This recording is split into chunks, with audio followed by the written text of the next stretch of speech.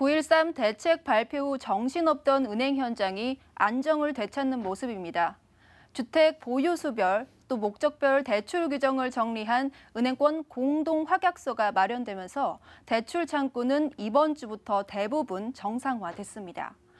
이번 9.13 대책에 담긴 대출 규정은 유독 예외가 많고 또 조건이 붙어서 복잡한데요. 정리해보는 시간 가져보겠습니다.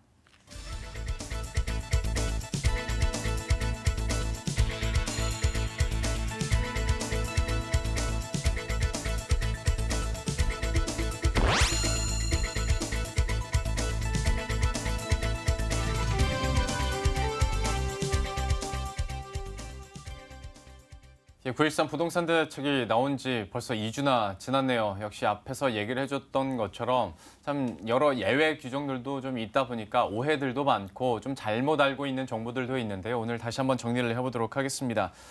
그 전에 대출 규제 핵심 방향성부터 한번 정리를 하고 구체적인 내용도 한번 살펴볼까요? 네, 이번 대출 규제 복잡하다고 하잖아요. 예. 앞으로 따라가실 때 실거주라는 한 단어 잡고 가시면 알기 쉬울 것 같습니다. 이 정부가 9.13 대출 규제에서 전달하고자 하는 메시지는 이 규제 지역 내에서 실제로 살 집이 아니면은 추가 대출을 받을 수 없도록 하겠다는 겁니다. 이 특별 사정 때문에 예외로 대출을 받는다고 해도 임대를 줘서는 안 됩니다. 이 서울과 수도권에 집중된 비이성적 집값 과열을 이 투기 때문이라고 봤기 때문입니다. 예. 이 투기 세력이 당장 집 한 채 정도는 있어야 안심을 하겠다는 이 서민들의 불안 심리를 부추겨서 부동산 가격을 끌어올린 이 원인이라고 지목한 겁니다. 이번 대책은 여기서 출발합니다. 서울과 경기, 세종시 등 집값이 과열된 지역에서 이미 집을 한 채 보유하고 있는데도 또 집을 사려고 주택대출을 받는 것을 막겠다는 취지입니다. 실거주라는 단어를 머릿속에 입력하고 들으면 더 정리가 잘 된다라고 얘기를 해줬는데 실거주를 하고 싶은 무주택자의 대출 같은 경우에는 그럼 어떻게 되는 겁니까? 네, 원칙적으로는 규제가 없다 이렇게 예. 봐야 하는데요. 딱 한 가지 조건이 붙습니다. 바로 가격입니다. 주택 가격이 공시 가격으로 9억 원, 시가로 12억 원 이상인 이 주택을 구입할 때는 2년 안에 전입 신고를 하고 실거주해야 합니다. 이제는 유주택자 이야기를 할 건데요. 주택 보유수를 산정할 때 이 기준부터 살펴보겠습니다. 이 주택법에서 정하는 주택을 말하는데 아파트나 빌라 등은 당연히 포함되고요. 분양권, 입주권까지 포함이 됩니다. 이 주택법에 따라 주거용 오피스텔은 제외됩니다. 예. 전세 보증 대출의 경우는 조금 산정 방법이 다른데요. 20년 이상의 노후주택이나 85제곱미터 이하의 소형주택은 주택수에 포함이 되지 않습니다. 물론 뜻밖의 사유들도 있을 겁니다. 예를 들어서 본인 의사와 무관하게 가족으로부터 상속이나 증여를 받을 수 있잖아요. 예. 이 만약에 대출을 신청하기 전에 이 보유를 하게 됐다면 주택수에 포함하지 않기로 했습니다. 1주택자지만 무주택자로 보겠다는 겁니다. 이 대책 발표 전부터 대출 계약을 진행했던 이 수요자들도 분명히 있을 테지요. 이 발표일인 9월 13일까지 계약금을 냈거나 이 은행으로부터 대출 심사 승인을 받았다면 이 종전 규정을 적용받습니다. 진행하고 있던 계약에 대해서는 혼란을 최소화시키고 그리고 정부에서 가격을 잡기 위한 대책에 대해서는 또 엄격하게 규제를 대고 있는 상황인데요. 아무래도 초점이 2주택자 이상 보유자들에게 맞춰져 있는 거 아니겠습니까? 네. 그러면 이 사람들에게는 사실상 대출이 안 된다고 보면 되는 겁니까? 네, 원칙적으로 그렇습니다. 2주택 이상의 다주택자는 이사나 직장 근무로 인한 근무지가 바뀌더라도 이런 특별 사정 없이 규제 지역에서 추가로 대출을 받지 못합니다. 이 기존 주택을 모두 처분한다고 약정을 한다 해도 대출이 나오지 않습니다. 다주택자는 추가 주택을 구입하지 않는다는 전제하에 두 가지 대출을 받을 수가 있는데요.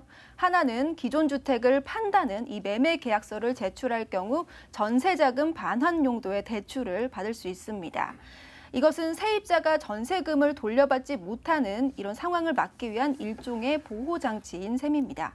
또 추가 주택을 구입하지 않겠다고 약속을 하면 이 2주택자라도 LTV DTI 한도 내에서 이 집 한 채당 연간 1억 원 한도의 생활 안정자금 대출을 받을 수 있습니다. 참 여러 가지 내용을 듣고 있습니다만은 그러니까 간단하게 정리를 하면 한 주택 이상은 보유하지 말라라는 건데 네. 글쎄요, 뭐 한 1주택자 같은 경우에도 신규 주택 대출을 받고 싶은 사람들이 있을 테고 그런데 워낙 또 예외 규정이 벌써도 몇 개가 나왔지 않습니까? 네. 하다 보니까 좀 헷갈릴 것 같아요. 네. 이 부분도 한번 다시 정리를 해주시겠어요?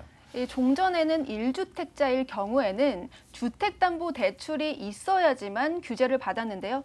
이번 913 대출은 주택담보대출이 없이 그냥 집을 한 채만 갖고 있어도 규제를 받습니다. 만약 신규 대출을 받아서 규제 지역에 있는 새로운 집을 사겠다고 하면 기존에 보유하고 있던 주택을 2년 안에 팔아야 합니다. 그런데 실수요자에게 돌아갈 수 있는 이런 피해들이 곳곳에 있을 텐데요. 이런 것을 방지하기 위해서 예외를 허용하는 다양한 사례를 뒀는데 한편 살펴보겠습니다. 일단 직장 근무나 질병 치료, 또 자녀 교육, 또 부모 봉양의 경우일 때는 기존 주택을 팔지 않고서도 규제 지역에서 신규 주택 대출을 받을 수가 있습니다. 이 별거 봉양의 조건은 현재 가이드라인 상에서는 부모 두 사람이 모두 60세 이상이어야 하고 본인이 원래 살고 있던 거주지 근처여야 한다고 규정을 해놨지만 이 거리상의 특별한 기준을 두지는 않았습니다. 예를 들어서 내가 서울의 은평구에 살고 있는데 지방에 살고 계시는 부모님을 경기도 광명에 집을 얻겠다고 해도 된다는 겁니다. 하지만 기존 주택이나 새로 산 주택 모두 가족이 살아야 하고 임대를 줘서는 안 됩니다.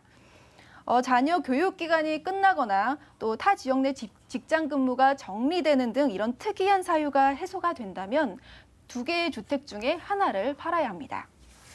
참 조건이나 예외가 좀 여러 가지다 보니까 구체적인 사례를 통해서 제가 계속 질문을 드릴 수밖에 없는데 네. 대표적으로 실거주자로 분류되는 층이 이제 신혼부부들이잖아요. 네.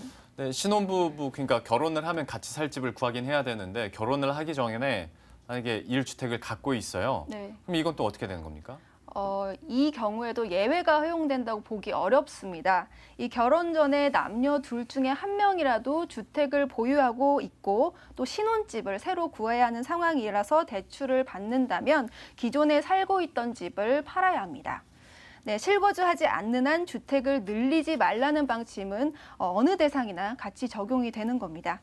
만약에 앞서 얘기했던 이런 약정들을 위반하고 대출을 받는다면 즉각 대출금을 회수하고 향후 3년간 주택 대출이 완전 제한됩니다. 다만 기존에 갖고 있던 주택은 2년이라는 기간은 주는 거죠? 네, 2년 맞습니다. 안에 팔면 된다라는 거죠? 네. 이 정도의 여유는 주지만 그래도 신혼부부 같은 경우에도 이 대출 규제에 대해서는 좀 잘 알고 계셔야 될 것 같고요. 전세 대출 같은 경우에 기존에는 뭐 특별한 제한이 없었는데 전세 대출 쪽으로는 이쪽은 또 어떤 변화가 있습니까? 전세 보증은 공적 보증기관인 주택금융공사와 허그, 또 민간 보증기관인 SGI 서울보증도 모두 다주택자는 전세 보증을 제공하지 않습니다. 당장 다음 달부터 적용이 시작되는데요. 1주택자의 경우에는 부부 합산 연소득이 1억 원 미만이어야지만 전세 보증을 내줍니다. 은행은 보통 보증기관의 보증서를 받아야지만 전세 대출을 내주기 때문에 이 보증이 없다면 사실상 전세 대출을 받기 어려워진다는 뜻입니다. 다만 민간 보증기관인 서울보증은 이 부부 합산 연소득 1억 원의 기준을 두지 않거나 완화하는 방침을 검토하고 있습니다. 또 전세의 경우 일반 대출과 달리 이 주택 보유수를 산정할 때 분양권이나 입주권은 주택수에 포함시키지 않습니다. 예. 그러면 또 다른 경우의 수 한번 물어보죠. 기존 대출 만기를 연장해야 될 때 있지 않습니까? 네. 그럼 이것도 내가 1주택자이냐 2주택자이냐에 따라서 이거 좀 다릅니까? 원칙적으로 일반 대출을 단순히 연장하겠다 이런 경우에는 어떠한 조건 없이 대출을 연장할 수 있습니다. 예. 과거 LTV 70%를 적용받은 대출이 이 만기 시점이 돌아와서 40%가 떨어졌다고 해도 나머지 30%분을 상환하지 않아도 됩니다. 다만 전세 대출은 제한이 있습니다. 기본적으로 전세 대출은 2주택 이상을 보유할 경우에는 연장이 안 됩니다. 단 전세 보증 만기 전에 1주택 초과분을 처분하면 만기를 연장할 수 있습니다. 만약에 이미 전세 보증을 이용하고 있는 경우라면 2주택 이상의 경우 1회에 한해 기존 1주택 초과분을 2년 안에 처분하는 이런 조건이 붙습니다. 예. 이 내용들 보시면서 다시 보기로 좀 복습을 하셔야 될 것 같고 자신의 경우에 맞는 그런 내용들을 좀 숙지하셔야 될 것 같은데요. 마지막으로 임대사업자 규제도 좀 강화됐지 않습니까? 이 부분 정리해 주시죠. 네, 종전의 투기 지역 또 투기 과열 지구 내에서 임대사업자 대출에 적용되는 LTV는 최대 80%였는데요. 이번 9.13 대책으로 임대사업자 대출도 LTV가 40%로 강화됐습니다. 또 규제 지역에서 공시가격 9억 원 이상의 고가주택을 신규 구입하는 주택대출을 원천 금지했습니다. 임대사업자 대출을 풀어줬더니 오히려 집을 사는 데 쓰이면서 부동산 과열을 부추기는 이런 주범이 됐다는 인식이 반영된 결과입니다. 그리고 다음 달부터는 이 자동차 할부금부터 마이너스 통장 대출까지 이 모든 대출의 원리금을 합산에 반영하는 DSR이 본격 적용됩니다. 이 대출 문턱이 굉장히 높아진다는 뜻인데요. 대출을 받기가 한층 까다로워질 전망입니다. 예, 지금까지 김희슬 기자와 함께 대출 규제에 대한 내용들 총정리해봤습니다. 고맙습니다.